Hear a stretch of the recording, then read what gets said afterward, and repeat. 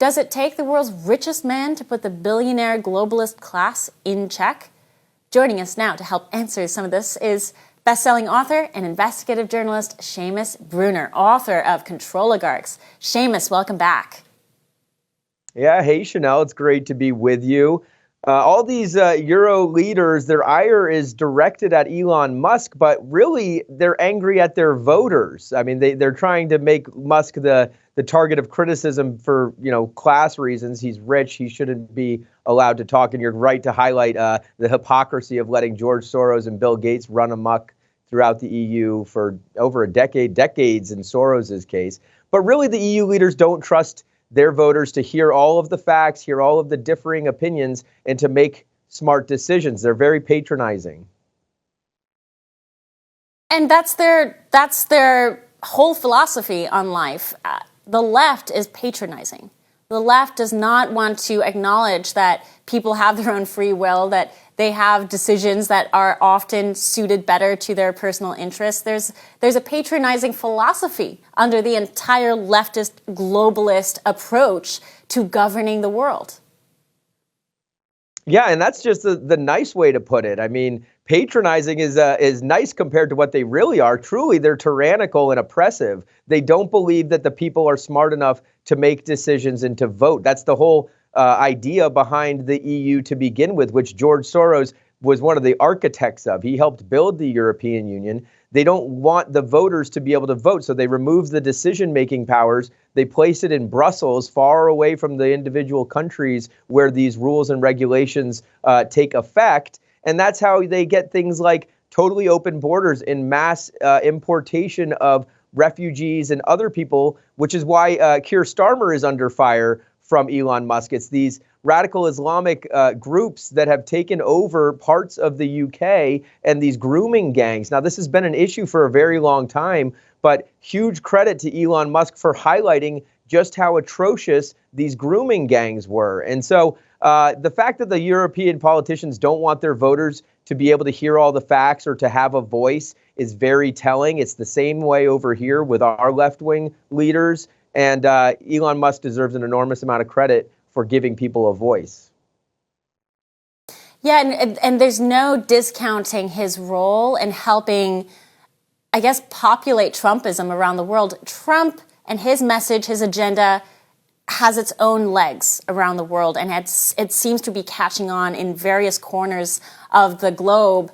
But Musk's role in spreading Trumpism has more of this techno-populism, free speech bent that is uniquely appealing to so many people who live under the thumb of way more totalitarian governments than this one. But it has a resonance that Musk seems uniquely poised to deliver.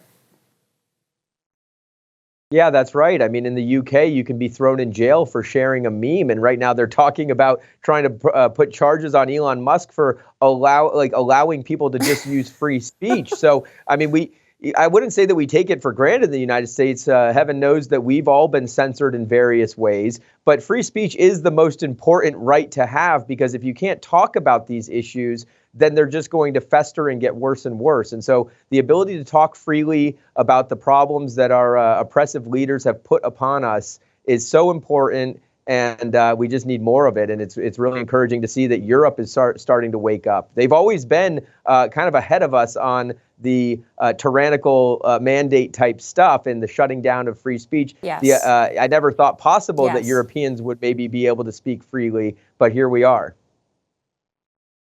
Well, again, not to use an old image here, but that bingo card has been filling up in so many surprising ways just in the past year and a half.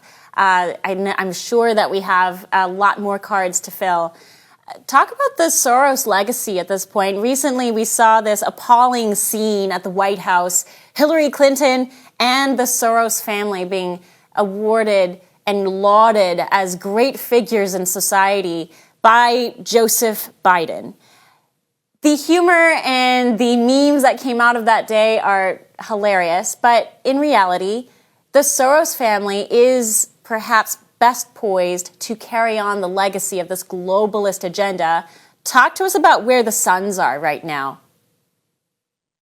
Yeah, I mean, a lot of people, everybody noticed George Soros wasn't there. It was Alex Soros accepting the award on his behalf, on his father's behalf. And Alex Soros is far more radical than his father. It should really concern people. He is now the heir apparent. He's taking over the billions and billions of dollars, $20+ billion philanthropic network of the Open Society Institutes. But I think everybody's also sort of noticed that there doesn't seem to be, where's all the BLM and Antifa, the things that George Soros and Alex Soros support, and all the radicals, where are they? Why is it so quiet right now? It's almost like a calm before the storm. And so what I understand is that they are right now planning, they've realized that they've been defeated. I mean, they kind of doubled down on Trump is racist after 2016. And now in 2024, that he's a terrible person and Hitler and all of these things. That didn't work. So you can't quadruple down on failure. So right now, what the Soros networks are doing, what all of their activists are doing, is they are focused testing the next wave of attacks, the next wave of, talking points for the radical left. But they've been beaten back. But make no mistake, they will be coming harder and faster than ever before. So we need to be prepared. But it is a really interesting time where you don't have Soros's influence appears to have waned, but it certainly hasn't. It's coming. There's just too much money behind this group, this family, for them to just quietly go away. Yeah, that's exactly right. I mean, his net worth hasn't changed, which is telling, because he's, of course, making more and more money. It hung around, his personal net worth hung around $8 billion. But the philanthropic network is anywhere from 20 to 30. I suspect it's even more than that. They've got hundreds and hundreds of entities, places they can sock it away, Switzerland or wherever. So they basically have limitless cash. Them combined with all of the left-wing tech bros, the ones who are not trying to come over and crawl into the MAGA tent like Zuckerberg is. But you've got, the Reid Hoffmans and all these other left-wing people who pool their money with Soros and fund these radical left activities. They're regrouping, but they will be back. Stay vigilant. The next area that is developing into this very interesting story, we have a lot of inquiries into the leadership failures on it, what's causing it.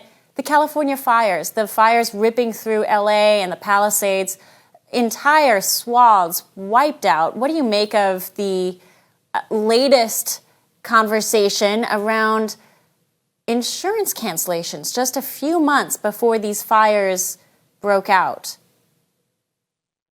Yeah, well, it's certainly well-timed. I mean, people think of insurance companies as casinos and the house always wins. I mean, we know that in Florida, they cancel policies before hurricanes. I don't know that it indicates a conspiracy. I mean, I don't have evidence for that yet, but it is just egregious. I mean, people have been paying their premiums, paying into the insurance, they're paying for their home insurance, and then you get canceled, and then your house gets wiped out. You're left with nothing. It's a tragedy. Something needs to be done about these insurance companies here in Florida, out in California. And, it's not good. My heart goes out to the people in California. I've got a lot of friends there who've had to evacuate, and it's really scary stuff. Yeah. Well, it's not just that. I mean, the broader conversation around this is the failure in leadership, DEI having taken over what should be agencies dedicated to protecting Americans and protecting their homes and property.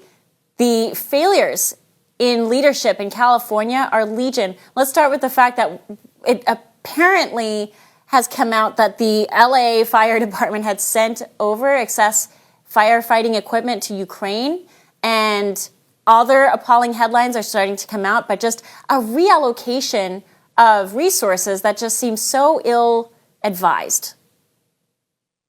Yeah, I mean, that's absolutely right. You've got 3 or 4 major issues that led to this. I mean, aside from what directly caused it, but it's been known for a very long time, California experiences wildfire. So you've got the brush management and the wildfire and the forest management. That's all a Newsom failure, of course. And just that, they have not taken care of their forest. In Florida, we have controlled burns. I mean, going back to the days of Native Americans, they knew what good forest management was and had controlled burns. So the fact that California can't get its act together with that is atrocious.